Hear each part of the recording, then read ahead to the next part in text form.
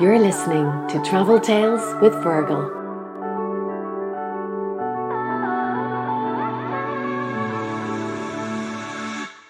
That experience, a Korean barbecue, if you've never had one, where they put this barbecue in the middle of the table and you grill the meat, or say, lads, when you were growing up on the north side of Dublin, you couldn't even dream of these things happening.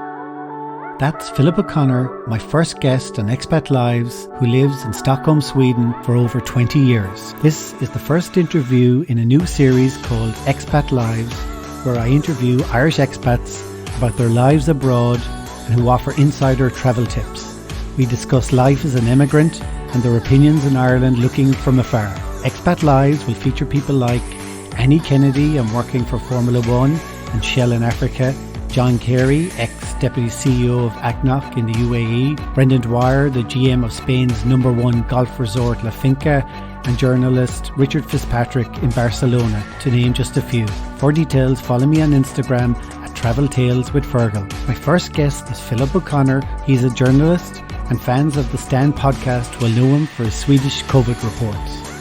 Hi Philip, you're very welcome to the podcast. You're my very first guest on Expat Lives. You're an Irish journalist living in Sweden, in Stockholm, and people know you from the Swedish Covid reports that you do on the Stand podcast. So now when I think of Sweden, I think of Covid response. I suppose I have to ask you, the first question is, how are things there at the moment with Covid? Yeah, I mean, it's kind of like asking somebody in the middle of a war what's going on, It's kind of like the rest of the world. We're speaking now towards the end of October in 2020. A year ago, we'd never heard of this thing, that hadn't been a case or that kind of thing. We didn't know what mitigation strategy was. Social distancing, I used to describe it as a synonym for living in Sweden, But at the moment, it's kind of going like everywhere else, Fergal. So the curves are pointing in the wrong direction again. There's an increase in the number of cases. People are being taken into intensive care again. So things are changing. And it's one of those things that, I think when we pull back and we look at this in 5 or 10 or 15 years' time, and we look at the lessons that COVID is teaching us, because that's not really what we're learning at the moment. We're too busy telling the world what we think we should be doing, and we're not listening to what nature and what this disease is telling us that we have to do.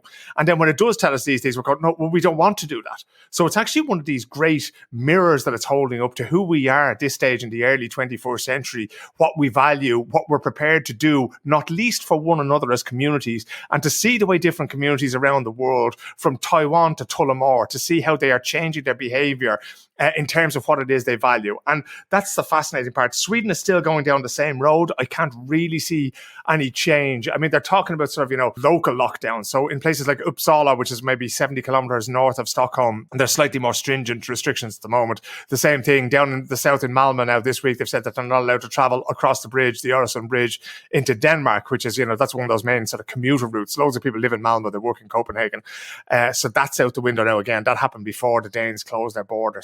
But it is, it really is teaching us an awful lot about ourselves. And at the moment, I'm not really sure that all of those things are painting us in a brilliant light as human beings in our modern communities. Before you came on, I was doing a little bit of research, and it's quite amazing because literally half the articles are completely pro the policy and half the articles are completely anti. For example, Time magazine, had a graph saying that there were number 5 in the death rates per 100,000.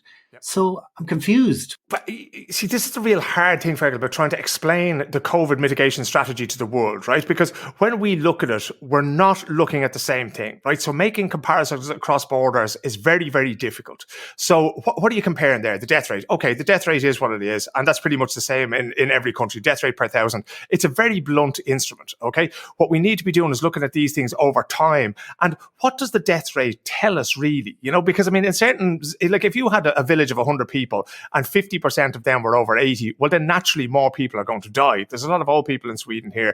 So, if you take a very young country, back in the days when I was growing up, Ireland was a young country. Maybe it's not so anymore. So these comparisons are very hard to make. The way we decide how many people have gotten sick, because in Sweden, they record every death of anybody who has had a positive COVID test in the previous, I think it's 3 months. That's put down to COVID. So even if they die of cancer, even if they die of, brain hemorrhage, whatever, it's just, okay, that's COVID. So we put them in there. Now, that doesn't account for the fact that Sweden's death rate is 10 times higher than its neighbours. But what the Swedes would say is, come back to me in a year, come back to me in 2 years, come back to me in 5 years, and let's see where everybody is then. I don't think that the other Nordic countries or that any other country in the world is going to close the gap to them. I do think that there was catastrophic mistakes made in terms of elderly care here. And I'm just like, at the moment, that's what I'm working on. I'm trying to find out, how did this go so badly wrong? And, when it comes time to reporting that, there's some shocking stuff going to come out about that. But again, it's how you compare these things. I think what the Swedes were thinking about all along, and what most countries are thinking about, is what are we doing in terms of not allowing the health service to be overrun. Okay. So as every disease, everything can be dealt with as long as you don't allow the health service to crash. And that's what their thing has been all along. It has never been about saving as many or letting people live as long as possible. That has never been, and that may sound callous to say it, but we're dealing with science here. We're not dealing with human beings. We're not dealing with, some sort of airy-fairy notion that, everybody should live out their days, old Yeller the dog on a farm kind of thing, That's not what we're dealing with here. We're dealing with public health professionals who see death as a part of life. They see it as a part of their job, and it's an inevitable part of it. And when you're making policies based on science, as distinct from being based on feelings, well, then naturally you're going to have a huge divergence. And I honestly don't think that in certain situations that we're ready for that. And if we pull back the lens even further and we look at the reporting, most of it's trash, right? Because most of the people who are doing the reporting have never been here. They've looked at a bunch of statistics and they've called two academics in opposite ends of the country, and they go, this, if this, and then that, and this person says this, and this person says that. And then they draw a conclusion that they essentially have no right to make. They just go, okay, well, this confirms what I thought when I started doing the report. And I've spoken to reporters myself. They've called me up and they go, what do you think of this? And what do you think of that? And you can tell when they're fishing, they have an angle. And what they want you to do is prove their thesis.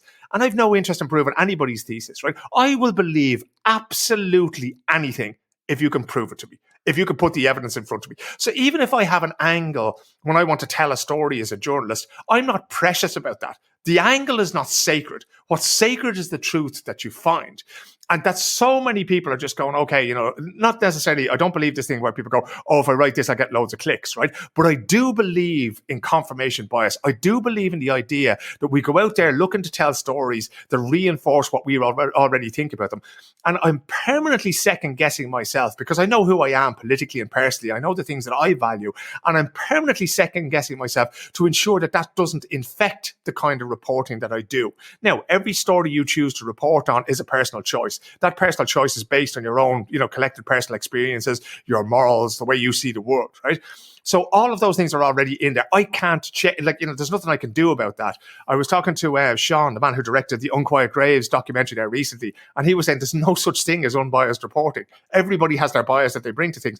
But the important thing is to be aware of it and to take it into account when doing that reporting. And nobody does that when they come to Sweden. It comes like it's a blank canvas and everybody goes, I'm just projecting what I think about Sweden on this. It could be, blonde-haired people and pornography. It could be, sort of hard, crisp bread and IKEA. It could be whatever. And so little of it, this is the thing that, it's so hard to get across the depth and the complexity of a nation in, even if it's 3,000 words for Time magazine, and a lot of them, to be honest, Fergal, I read the first 100 words and I know pretty quickly if they've any idea what they're talking about or not. And that's not to say that I disagree, to be honest. And I still don't know what I think of the situation here. I honestly don't know. If you were to ask me, do you think Sweden is right or wrong? I'll talk to you for an hour and I still won't give you an answer, a satisfactory answer, because I don't know. So anybody presenting this thing to you as being, did the Swedes get it wrong? You don't know that. Don't even ask the question. It's not relevant at this point, So anybody coming out with any of these definitive answers, run a mile from it. But again, and in Sweden itself, it's the opposite. People go, no, we did it right. We made mistakes, but we did it right. I go, you don't know that either, So I think, again, if we go back to the lessons that COVID can teach us, I think the main one, the main two are humility and community. They're the two things that are going to get us through this, is being humble in the face of something we do not understand, being able to say, I don't know, being able to say, I don't understand that, being able to say, these facts contradict me, I have to reconsider my position. And that has happened a lot in the academic community so far. And the other thing is community is, okay, what can I do that's best for us? Not what can I do that's best for Fergal or what can I do that's best for me? Well, what can I do that's best for us? And they are actually some of the hardest things to do as a human being, is to say what I know is wrong and how I feel is wrong. I have to put my own feelings aside because there's a greater good here. And do you think that the response is a reflection of the personality of Sweden? if a country has a personality. Yeah, I think there's always been, you see, Sweden is very, very complex. It's like saying that you know a person, if we look at somebody like, take Eamon Dunphy from the podcast The Stand. Eamon is a very complex individual, but we can always distill it down to Eamon throwing the pen across the studio when talking about the Egypt match all those years ago. And that can be something that defines Eamon. I know Eamon. That is not Eamon, right? That is just one tiny facet of his personality expressed in one gesture. And Sweden is the same. There are so many statistics that you can pick out, so many things that you can talk about, right? So you can talk about it being, this multicultural hellhole, right? Because, ghettos in inverted commas and all this kind of thing, And you can also talk about the fact that, Sweden took in 163,000 refugees in 2015, refugees and asylum seekers when, Afghanistan was falling apart, Syria was falling apart. And that shows a huge generosity of spirit. That shows what the Prime Minister then called that Sweden was a humanitarian superpower. 4 years later, they are doing their absolute best not to let anyone in. Okay, so this is the difference that, again, if we only look at certain places at certain times, it's like the thing that I feel that, in some way I'm a brand ambassador for Ireland. When I go around the world talking about, oh, you're from Ireland, tell me about this, tell me about that. And people have things, whether it be, U2 or whether it be Irish whiskey or whether it be Conor McGregor and the good, the bad and the indifferent of all of those things and more, that I feel that I have to explain to them, not just the breadth of what Irish culture has to offer, but also the depth of that. Because, Conor McGregor is a hugely controversial person and character, brilliant athlete with some terrible opinions and who has done some absolutely awful things. So you can't just sort of hold up somebody like Conor or like Eamon Dunphy. You can't just hold up ABBA or IKEA either and say, this is Sweden and this is what it means. So to a certain extent, if you're going to give a picture of any country, of any nation's response, you really owe it to yourself and to your readers, your viewers, your listeners to sit down and really consider it. Consider where this is, what it comes from.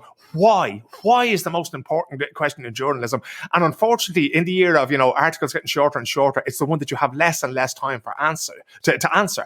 And my point in journalism and broadcasting now is I don't want to be part of the 240 character thing. And I do it a lot on Twitter. Everybody knows me from Twitter being out there, and I'm, going in studs up on absolutely everybody left, right and center. And it can be done, right? But what I really want, Fergal, is I want that depth. I want to know why, the what, exactly. Interesting, the when, interesting, the why is the most important thing, because the why is where the learning is. If you understand why something happens, then you can make a decision about whether or not you want to happen in the future, how you shape that future. How long are you actually living in Sweden? How long are you there? I am here, I think it's 21 years now. So the 8th of June, 1999, I moved here with a big old grey suitcase that fell apart as soon as I got here. So I think that was a message to say, you're not going anywhere soon, So it kind of, when I came over here first, it was kind of, it was weird because, I don't know, one of the questions you were sort of asking me off air there was, what's it like moving to a new country? And I don't know if it's any different no matter where you go, because everywhere is different. Anything that's not Ireland is not Ireland. And learning a new language, learning a new culture, because it is very, very complex, as we were saying before, Fergal. You can't say that people are this way or people are that way. Some people are this way and some people are that way. And they do have norms and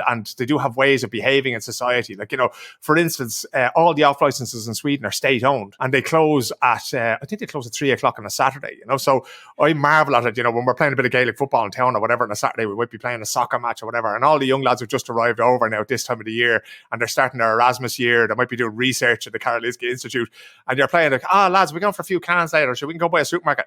No, you can't, right? So, and you have to get down there by 3 o'clock. And there's no fridges there, right? So what they don't want to do is they don't want to encourage the sort of the quick consumption, the instant consumption of alcohol. We can go buy a bottle of white wine, it's already chilled, or a 6-pack of beers or a tray of beers, whatever. So they don't do that. They make it as difficult as possible to enjoy the experience because it's one of those things that they said, okay, this was back in the time of prohibition in the US, and they were going, okay, well, we either do this or we have to ban alcohol altogether because people don't behave themselves. Back then, they didn't have a pub or cafe drinking culture. People drank what they call brännvin, which is like the literal translation would be burning wine. It's like vodka, stuff made out of potatoes, right? And when they drank it, boy, Jesus, they drank it, And it caused huge problems in societies, huge problems with domestic violence, huge problems with, men in particular spending whatever money they had on brännvin at the time. And that was a problem, from this sort of Lutheran country, which didn't like, people drinking to excess. So this was the solution to it. And indeed, they actually brought in a ration book at one point, maybe 100 years ago. There's a ration book that existed. And unless you worked, you weren't actually allowed to buy this stuff. So that's one of those hugely culturally different things from Ireland. People go, oh, how can you possibly do that, And then, of course, there's the tax situation, Now, Swedes pay kind of as much tax as what you would do in Ireland. The difference being that Swedes get something for it. And then they have expectations that they're going to get something, public services. Now, gradually, since about the beginning of the 1990s, 91, 92, 93 there, these systems have been eroded in Sweden. And it's now getting to the stage where, private health insurance is not a thing here, but it will become that because, sort of neoliberal forces are sort of insisting that this happens. Dentistry is already out there. You can run a school for profit here, which you literally can't in any other country in the world. It was too right-wing an idea for Pinochet's Chile. So, and they allow that. So these are the kind of things that people don't actually know about Sweden. And it takes an awful lot of getting used to on a social level, on a personal level, on a state and structural level. But to this day, I still don't understand the school system here because I didn't go through it. So my kids will tell me, I'm in ninth year in school. So well, I have fucking no idea what that is. Are you doing your junior cert? And I don't know how it works. I don't know how the classroom is set up. I know that they call their teachers by their first name, and you and I would have been battered out the door if we did that with, a Christian brother, you might, but that was it. And, so all of those things are different. So, in terms of settling in, but I think the difference is your own attitude. So when I moved here, I was kind of done with Ireland. I really felt that the person I was in Ireland was not who I wanted to be, and that I needed to move away. And any immigrant listening to this, or many immigrants listening to this, are going to recognise that.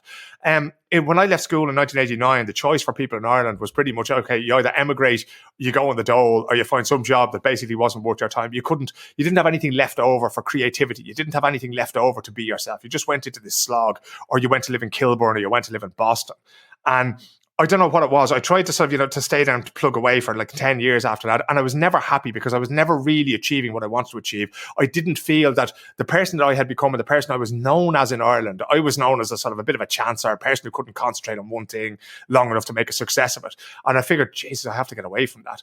So I met a girl in Ireland in 1994, and she was, she knew long before I did how unhappy I was in that situation. And you plug away, you have your mates, and you have, you can go and watch a football match on the telly, you can go to Croke Park, you can go to Daly Mount and Parnell Park. So it's not a bad existence by any means, but something was sort of gnawing in me. And I always had that desire to see the world. And I was never afraid of going to places. I was probably afraid. I was probably fearful of, the unknown when you get to any particular city. That's a fucking healthy thing, it has to be said. But I sort of figured, okay, I can probably do this. I was arrogant enough and dumb enough, just that nice bland sort of mix of, arrogance and stupidity that makes you think you can actually do this, And I came over here, and it took a long time. I mean, I was obviously I came over here thinking I speak English, so I can get a job writing here. I used to write a lot about soccer and music back in the day. I thought, oh, no bother. I speak English. The Swedes speak better English than what I do, so I'll get a job doing this. No chance, So you come in over here and you have to have a sort of certificate or a degree or something like that. I had none of that. I just had a spoofer's talent for talking my way into places. So it almost wound up in 2001 that I ended up, I was offered a contract writing for a football website that had the former England manager Sven-Göran Eriksson. He was there sort of, party piece. But then this was before, like the internet was only really kicking off then, and the funding fell out. Then he got the England job, and that was pretty much the end of that story. So it took me, I went in, I did an IT course, and I got into a big news agency here in 2002, and gradually I made the slide over then for the IT department into the editorial department. So that was 18 years ago when I walked through the door there. I left them after about 8 years of being staff there, and then I went freelancing because it just gave me that freedom.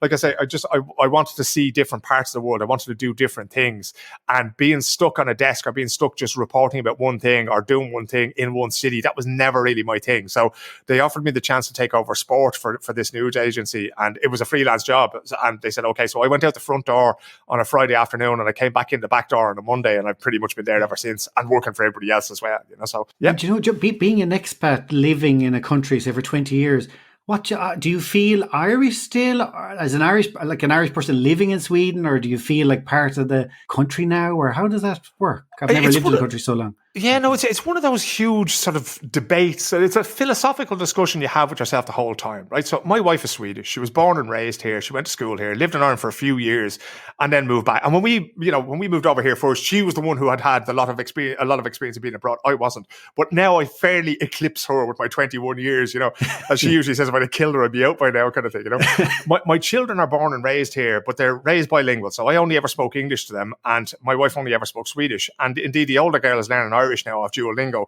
and her Irish is starting to put me to shame. I used to speak fluent Irish when I went to school, but of course that's long gone. That was replaced by the Swedish. So it's one of those discussions that I've had with myself over a long time. Is who am I now? In what way have I changed? And they always said to me, would you not get a Swedish passport? Because, when you're traveling as well, sometimes the Irish passport is good, sometimes the Swedish passport is better. And for many years, I was saying, well, why? I don't feel Swedish in that way. I understand that I'm a part of this country and this part of the country is a part of me, but I don't know, we're brought up in a way and with sort of a closeness to our history that a lot of countries don't have. I think a lot of former colonies have that sort of closeness to their history just because of the pain of it, because it takes, so long to work that away, and that sense of inferiority, that the sense of pride of what you have and what you do hold, which is that harp on the passport, becomes very important to you. And I remember, Fergal, when my children were born, they were born in 2004 and 2006, that I felt that I had a legacy, to pass on to them. So I wanted them to grow up in a foreign country, in a foreign country, it's foreign to me, not to them, but that they would grow up sort of immersed in this culture, but they wouldn't be alienated from the Irish culture.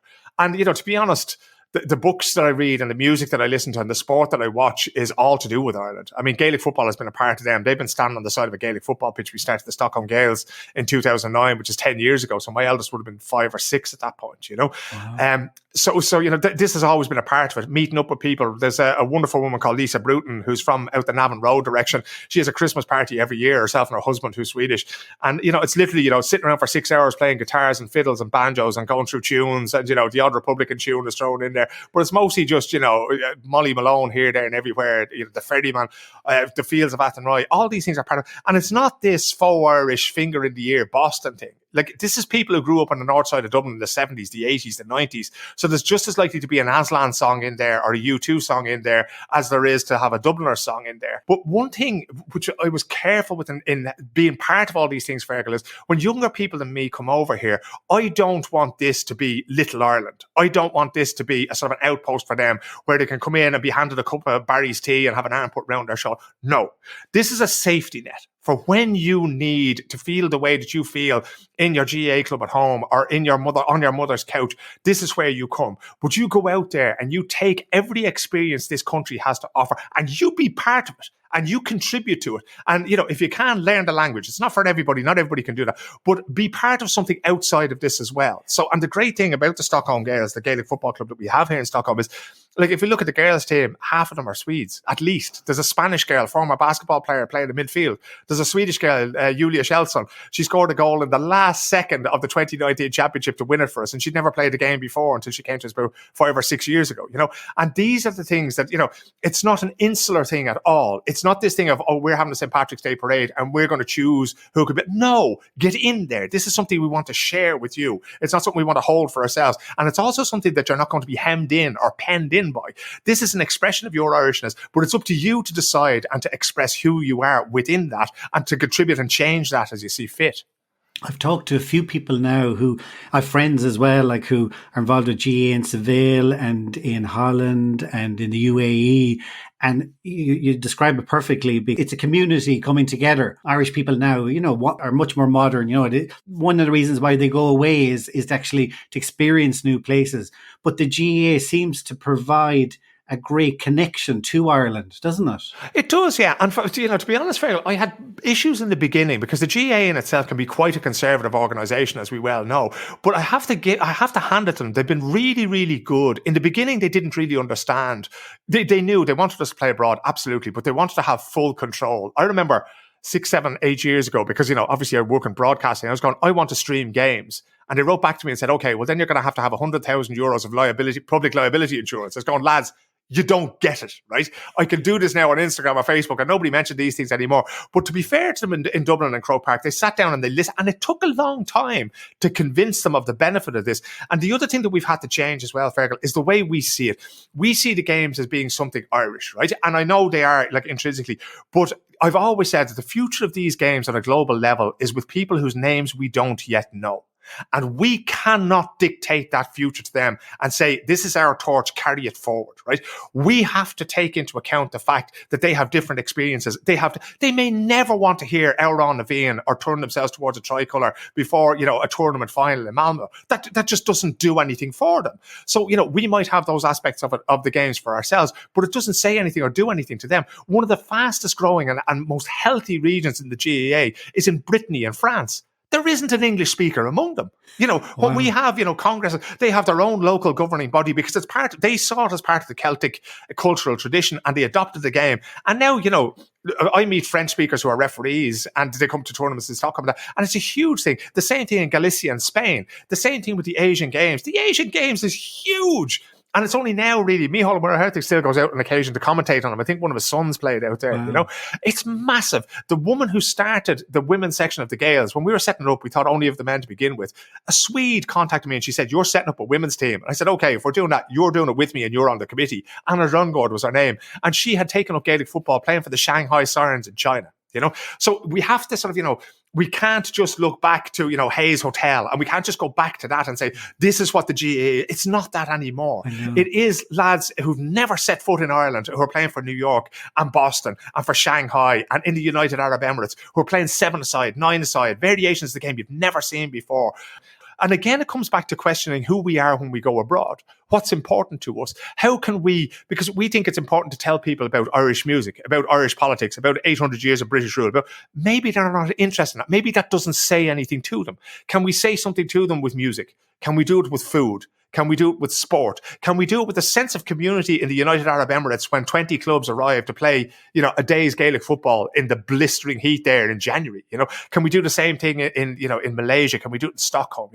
And it's in studying those things to say, okay, who are we and how do we tell that to the world? Because that's essentially what we want to say to people as Irish communities abroad. We want to say, this is who we are. We want to be part of you. This is who we are. This is what we have to offer. And essentially, as long as we're saying that and we're finding ways to say that appeals to other people, then I think it's a very, very positive thing. When you see, and it's very unfortunate to see people these days wrapping themselves in the flag and say that we're Irish and nobody else can be Irish. That to me is nonsense. That's, like I'm all for an inclusive version of Irishness, of Swedishness, of this is what we are. And you're welcome to be part of it too. You're welcome to bring to it what you can and to take from it what you need. And as long as we can do that, I think it's going to be very positive for Irish communities around the globe. Like I often say to tourists, if coming to Ireland or if I'm going to a match and I see a tourist and they ask me where you're going to always go to, if in Ireland, go to a hurling match particularly.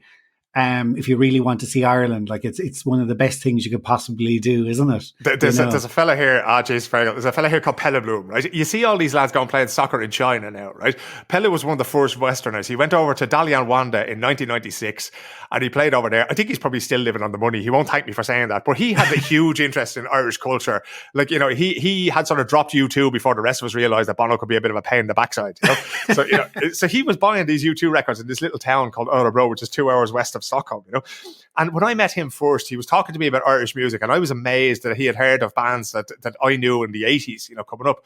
And I brought him, and we've been to Ireland several times. We've been to Northern Ireland. We've been around Derry and Belfast and the Titanic Museum. One of the first things I did was I brought him to the All-Ireland hurling final when Tipperary beat Kilkenny. What year was that? Was it 2010 or 2011?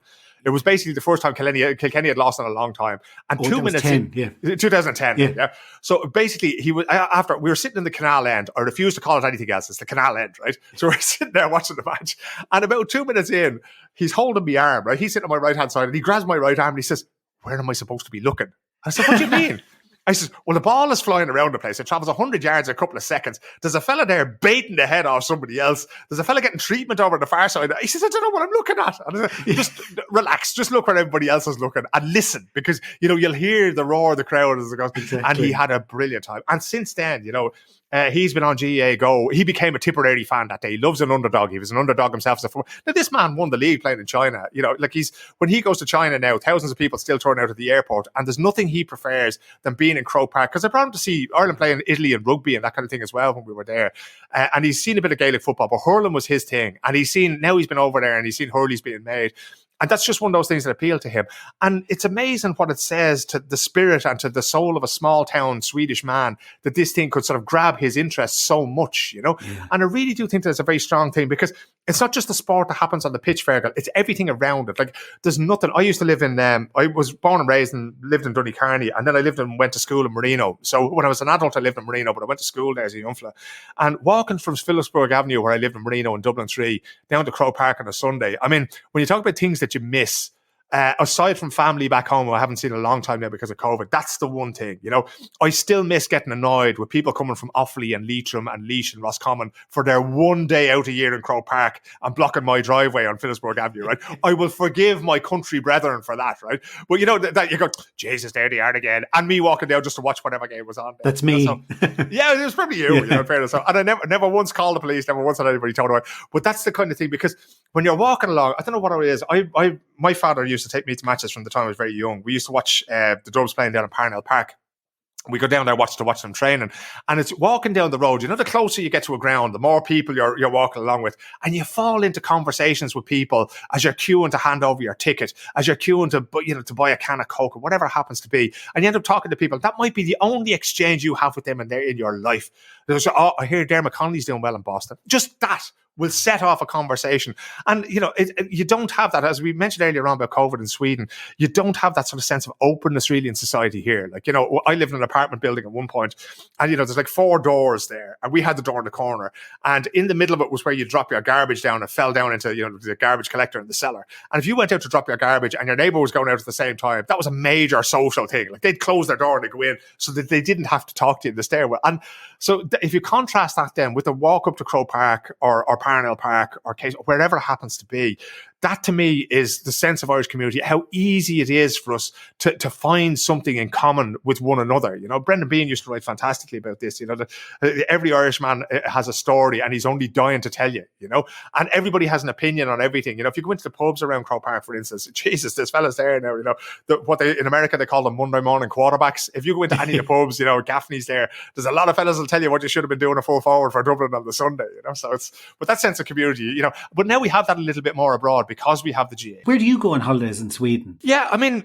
recently, this is absolutely mad, right? So the last few years, I do a lot of travel with work. So, you know, I've been all over the place. But when you come home, I want to do one of two things. I either don't want to see anybody apart from my family, or I want to go for 2 weeks in Croatia or somewhere cheap in the sun, right? And sit down there and just eat meat straight off the barbecue and just leave it at that, right?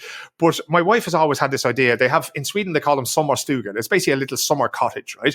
Now, when you think of that, you're thinking of the Irish Times property supplement and something that costs like, you know, 170, 200,000 euros above in Fannin and Donegal. Fabulous places, right?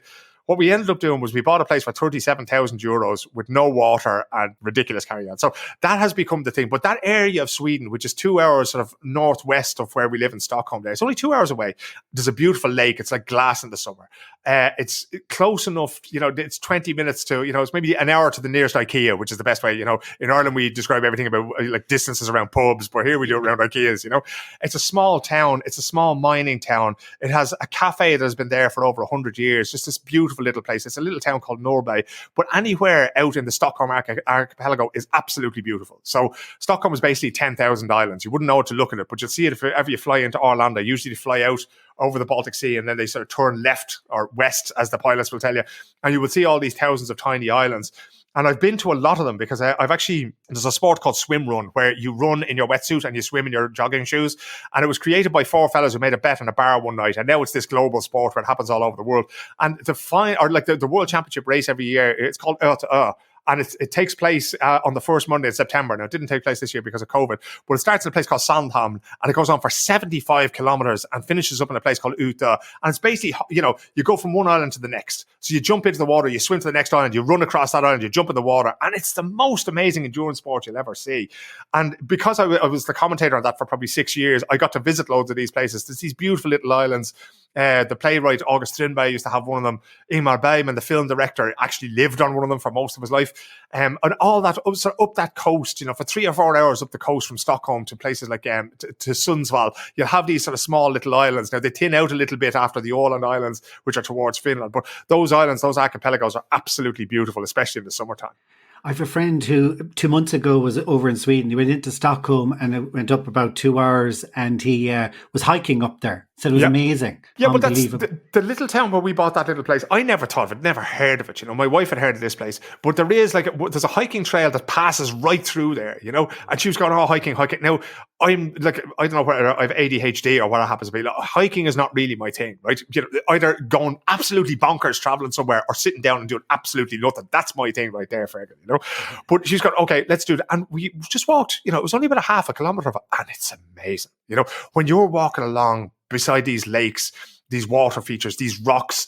When you're walking in the footsteps of people, because this little place that we got now is right on the outskirts of the village, and some miner lived there. It's a tiny little place. Some miner lived there with his family in 2 tiny little bedrooms, and people sort of huddled together for warmth because you wouldn't have had the rock wool and the isolation that we have in modern buildings there.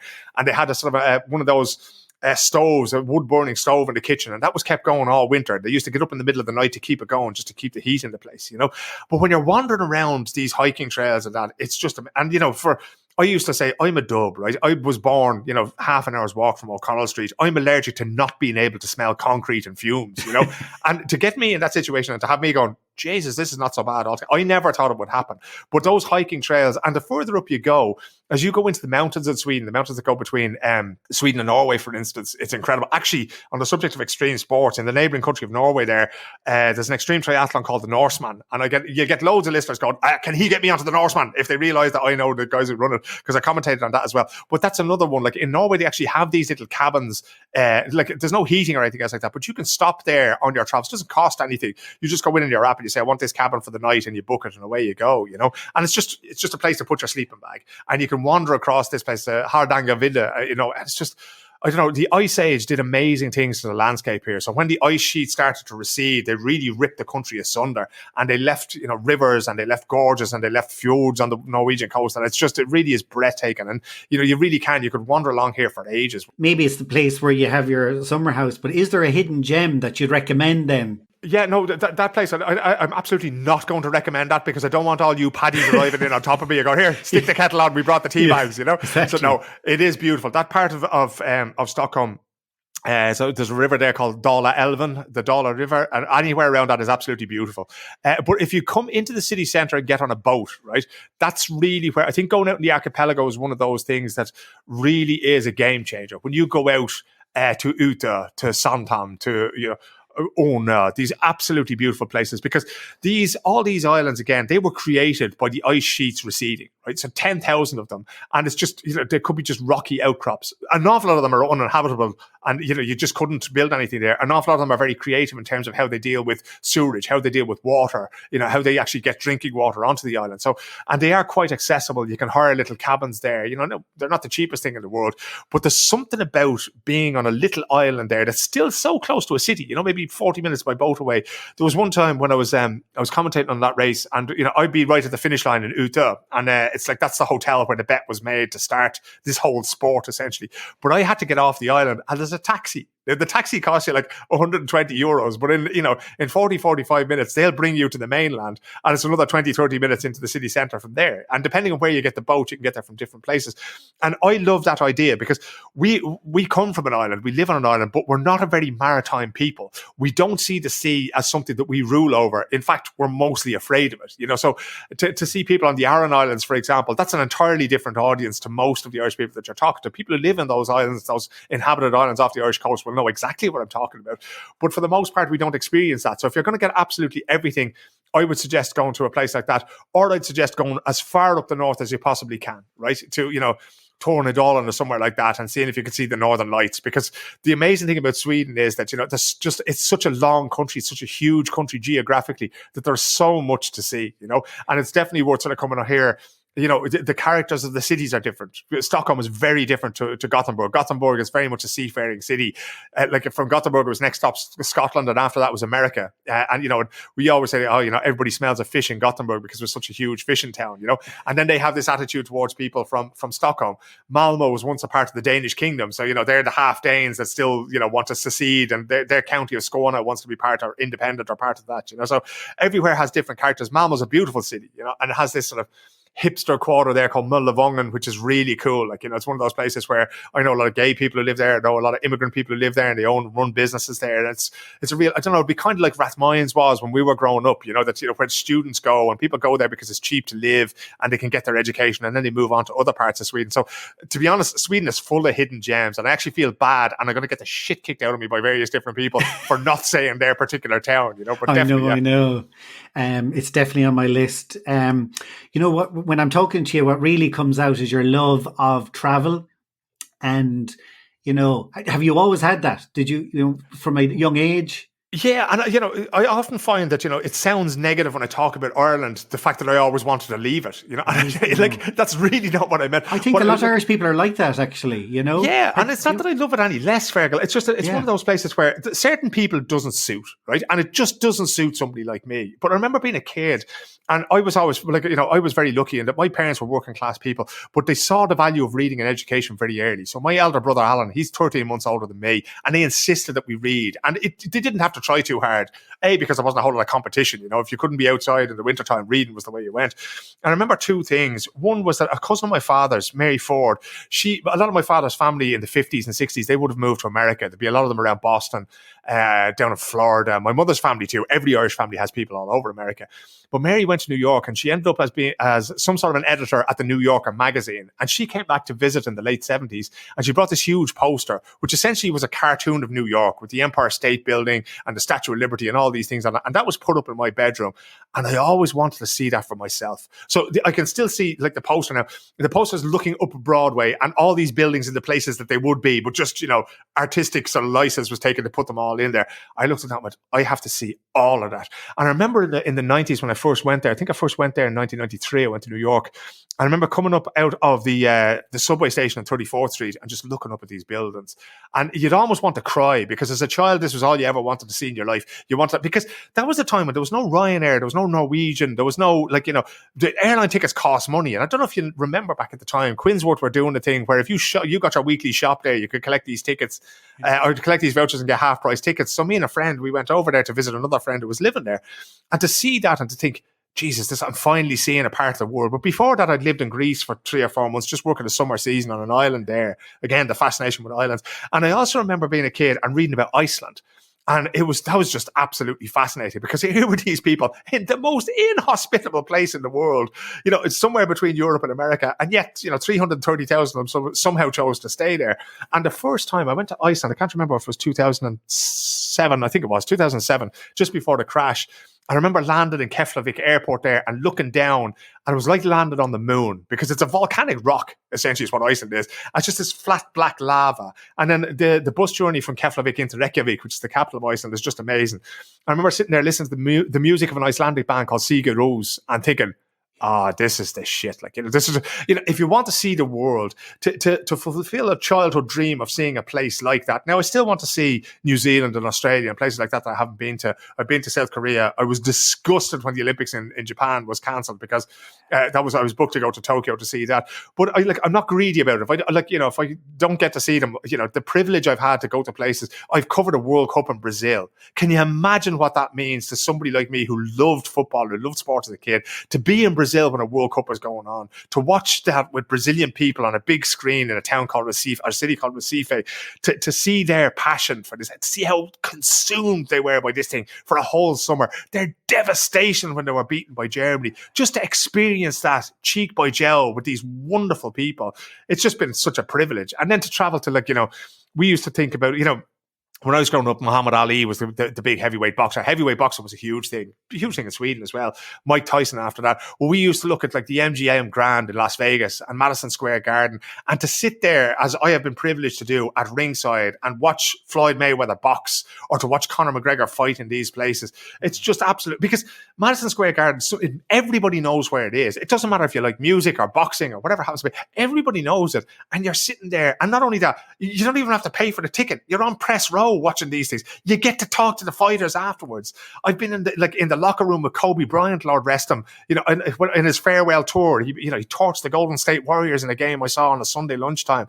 And I actually interviewed him in Los Angeles about 10 days before he died. And, so it's not really, it's not just the travel, Fergal. It's that thing of to get to experience the things that I have been privileged to do.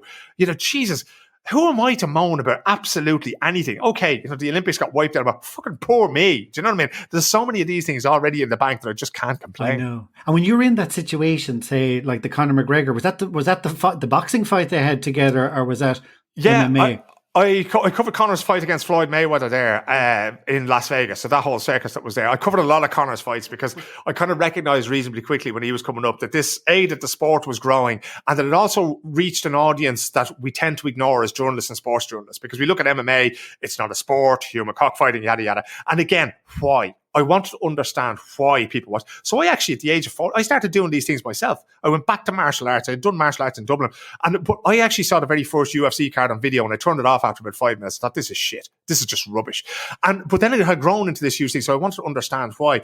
But part of that thing of going over there, it's also to tell the stories around that. So I remember talking to a woman in the MGM Grand, actually. Her husband was a Polish man. She was an African-American woman. She was married to a Polish man, and he worked as a shuttle bus driver for the MGM Grand. And she was telling me how much she loved when Conor fought in Las Vegas because her husband used to get tips out the door. So the Irish lads on the J1 visas are coming over from Crumlin and from Clondalkin and from Galway and from Kerry. They were so happy to see somebody, so happy to talk to a hard-working man that they give him 10, 15, 20, $50 for driving them from the airport just to the MGM Grand, and then they'd watch Conor's weigh-in and they do this thing. So just those things to be able to see and to be able to tell those stories in turn. But yeah, I've seen Conor fight in New York. I've seen him fight in Las Vegas. I covered NBA games in Boston. I was a huge basketball fan. The Conor McGregor, like, what's it actually like? Because I've never been at an MMA or a boxing match, actually. Yeah. What's it like being there? Like, is it as violent as it looks like on TV? It is, but the one thing you have to remember, Fergal, is that nobody puts a gun to their head and forces them to go in there, right? So when I take part, I've competed in my late 40s, I've competed in Brazilian Jiu-Jitsu, which is a grappling art, right? So basically, I'm trying to get you to submit. I'm trying to get you to, either choke you into unconsciousness, but usually you'll just tap me beforehand, you say, and that's your way of saying, right, that's game over. Conor's done it twice in professional fights. And when you first sit down, I used to go to watch boxing in the National Stadium, and I'll never forget watching the first amateur fights, because when you hear that leather hitting the head guard, and the absolute worst is when you see a body shot, when you see a fella getting crumpled by a body shot, right? A punch to the liver, essentially, and going down. That's difficult to watch. But then you realise that the skill in this, I remember talking to Steve Collins, the former super middleweight champion of the world. I interviewed him years ago in London. And I remember Steve saying, I was saying, are you ever afraid getting into the ring? And he's going, look, the idea of being a professional boxer is to get hit as little as possible. And if you get hit a lot and you get hurt a lot, you're not going to be in this game for very long. So Conor and Floyd Mayweather and all these great fighters that I've seen, Nate Diaz, Amanda Nunes, all these great fighters I've seen through the years, it is violent, but there's the level of skill that they bring in there so that they don't get, and they do get damaged. I've seen people get their noses broken. I've seen people choked into unconsciousness. I've seen bad things happen, but it's usually superficial. And when it's over, it's over. There was one incident there where Conor fought a Russian fighter called Khabib Nurmagomedov, who retired at the weekend. And there was a brawl afterwards and fans were fighting and everything else. Now, that was the exception. That was the only time that I've ever been there when it's really gone overboard. There was no sportsmanship afterwards. There was no shake of the hand. Conor absolutely, he really went for Khabib in the run up to the fight and he created bad blood and Khabib couldn't let it go. So at the end of it, he threw his mouthpiece at one of Conor's corner men and it just all kicked off from there. So it is very visceral, but for the most part, it is a sport built on respect because you couldn't have it any other way. It's the opposite of savagery. You're going in there in a very controlled environment to do a very specific set of things to beat the other person. But there's still this tiny, tiny little part of me is going, is this okay? Like my uncle actually was a boxing coach for the Irish team and he actually coached Billy Walsh. Oh, there you go. Yeah. But he's the most gentle man that you could ever meet. So I always grew up, realizing that because you couldn't meet a gentler person, Yeah. You've done a lot of sports events and ones I'm really interested in because I haven't met anybody who has been to them is Winter Olympics. Oh, man. They are just, like, I don't know what it is. The way when you grow up, we had Ski Sunday on the TV when we were growing up, and you can probably hear the team tune in your head now as we're saying it, right? Yeah. But I was offered the chance to go to the Winter Olympics in Sochi, I think was the first one, which would have been in 2014 in Russia. And again, give me travel, give me experiences, give me places where there's people, particularly athletes that I can talk to and find stories to tell. And I'll go. And I do not care what sport it is, right? If it's curling, I wouldn't watch curling on the TV, but by jeez, I'll go there and I'll give it my best shot. So I went to Sochi in 2014 and I got the chance to cover snowboarding and freestyle skiing, right? So very young, sort of hip sports. I was about 41 at the time, middle-aged man coming to do this. And it was absolutely brilliant to come through Moscow to Sochi to see what they'd done. They just built this resort out of nowhere for the Olympics, to see the Russian people really warming to this, to see these young kids doing the most amazing things. And for the most part, freestyle skiing and snowboarding are not really competitive in the sense that it's not like watching a Premier League soccer match where the two sides will do absolutely anything to win. Winning to them is secondary. It's the performance. It's doing something cool, something that's never been seen before. So there's a thing you can do on a snowboard called a triple cork, right? And a triple cork is basically 360-degree turns on a snowboard, right? nobody had ever done that in the Olympics before, and everybody wanted to do it. And to see everybody trying this thing, it was just, to me, it was so much a part of the Olympic ideal. It was higher, faster, stronger. It was exactly that. It was also the first chance that I got to go to Asia when I went to Pyeongchang. And I kind of thought that, this is great. They're sending me to Pyeongchang now. I'll do more freestyle skiing and snowboarding. And I went, no, because I speak Swedish and I understand Norwegian. So they went, okay, you're going to cross-country skiing. And that was even better because the people that I live with around here, my neighbours, my friends, my in-laws, would be huge fans of that, right? And that meant that I was going to have an audience that would see the stuff that I was doing coming out of there. But the fascinating thing is that when they put me up there, now we had less, like everything else in the media, we had less people covering it. So there's more to do. You don't have to do the straight, this person beat this person at this time. That's important, but it's not as important as telling people, again, we're back to the why, right? So one of the things that can go seriously wrong in cross-country skiing is the wax on your skis, right? So you wax skis, cross-country skis, to make it faster across the snow, right? But the wax changes depending on the temperature, depending on the type of snow. And, the temperature can change in the middle of a long race, a 50K race, it can change. So can the snow. It can start to melt if the sun comes up. So that's a science in itself. So, I was doing stories about all these things, and, the biathlon, there's a tremendous French biathlete called Martin Fourcade who's since retired. He retired after last season. And to see these guys, getting their pulse up, pounding away across the racing part of it, and then trying to get their heart rate down so they could shoot 5 shots without penalty. The drama of it was just incredible. Ski jumping, all these things. And at the same time, the Olympics in itself, and particularly the Winter Olympics, is an amazing feat of logistics because there are thousands of competitors, thousands of journalists, media workers, broadcasters, athletes, coaches, relatives, friends, fans. They all have to move. And it could be, could be 50 miles from, the alpine place to where the cross country is. So I wrote so many stories on the back of buses in Pyeongchang, and there seems to be a culture, Fergal. It's one of the things I never really got to the bottom of, right? But there seems to be a culture in South Korea where a Friday night out or a Saturday night out, you hire a bus and you get a load of gargle and there's karaoke machines on it, right? So you get on these buses that are sort of, booked for, whatever coach you might book in Ireland, but there's all sorts of tassels and disco lights and big screens on them for people. And you're sitting there writing your stories and I don't know, it was just weird, As a punter, would you recommend it to go to, or is it awkward getting around, or is it cold standing outside? Or? I would definitely recommend going to. I think it is. It's very, very well set up. Like, the whole thing is very well set up just to be there. And it is cold, right? So at the opening ceremony of the Olympics in Pyeongchang, my computer gave up. It was so cold. We were sitting outdoors and it was minus 24, I think was the coldest it got. For that experience, if you can do that and you can bring your little flask of, mulled wine or coffee or whatever else it is with you, to stand there to watch that, because the level of sport is amazing. I remember seeing there's a competition called aerials, which is basically people doing, it's like the ski jump, but just with a couple of twists and turns thrown in. And I saw a woman from Brazil doing it, and her life goal was to do that, and she just came down, she just did a simple backflip and she did it. She competed in the Olympics. That was it. And that to me said almost as much as the person who won the gold medal, I can't even remember her name. I know she was from Belarus, but it was just incredible to see people, because it's not just the people who make it on there. There was a Mexican man who'd been skiing. He qualified for the 50K cross country race in the Olympics by going to all the tournaments that none of the big skiers went to. So he'd come, in 25th place, and that'd be enough to get him to the Olympics. But that was his dream, and he had the money and the drive to do it. And he was telling me about being in Aspen, Colorado, and there was only him and some bloke from Lebanon who also made it to the Olympics who were doing these things. So I definitely recommend it. And Olympic athletes tend to be very humble.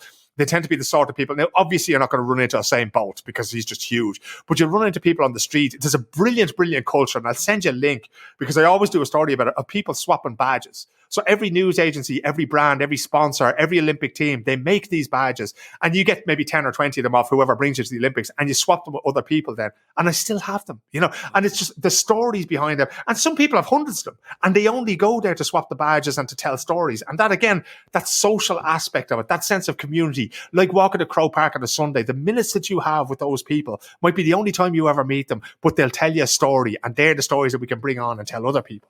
Yeah, you'll never forget that.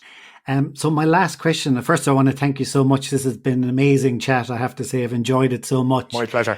And my last question is that I ask everybody is, if you close your eyes and take 4 deep breaths, allow yourself to think of your happy place from your travels, and where would that be? I think this is the most difficult question that you put to me. And I think when I do that, the place doesn't matter. I'll tell you where the place is. It's around a table. that table can be absolutely anywhere, and it's with my family, because in chasing my own dreams and in being essentially selfish and doing what I've done, Fergal, I've had, my family has had to sacrifice a lot to allow me to go there. Now, sure, I make money, but I could make money driving a bus. That's not the thing. They've allowed me to do this. And the absolute best thing is when my wife and myself and my 2 children can sit around the table, and when, this, Christmas dinner is brilliant. We celebrated Christmas in our own house for the first time about 2 or 3 years ago. I remember thinking, I don't have to go anywhere. I don't have to do anything today. I can just be, and I could just be with them. And that was probably the happiest moment of my life. Just to be there with them. Your kids are old enough to be able to, eat with a knife and fork in the right hand, and, you don't have to hoover after them, this kind of thing, And it was just one of those 2 or 3 hours over that day was just fantastic. So that's where it is. Whether that happens to be in Dublin, that'd be one of the places. Stockholm will be another. Norway, and that little house that we bought now. But to be honest, all of these places, because the one thing that I think of now as I get older, that every place I leave, like I left Los Angeles and I left Las Vegas in January, I might never see them again. I might never see New York again. I might never see Seoul or Pyeongchang. I might never see Melbourne at all, So sometime when I leave these places now, as life goes on, it's going to be the last time I ever see any of it. But I can always cling to that hope that somewhere there'll be a table and there'll be 4 people sitting around it that I love and that I want to be with, and that I would travel the whole world to be with at certain times. So that is the happy place for me. Where you want to put that table, that's up to you, my friend. Thank you so much, Philip. I really appreciate it. Thank you. I hope you enjoyed that interview as much as I did. We have some great expat tales coming up over the next few weeks. I would ask if you could please subscribe to Apple Podcast so a new episode will appear in your library every week. I would also really appreciate if you could leave a rating and a review, as it helps others to discover this podcast. To find out who's on every Tuesday, please follow me on Instagram and Facebook at Travel Tales with Fergal. Stay safe and keep dreaming of future travels. Travel Tales with Fergal.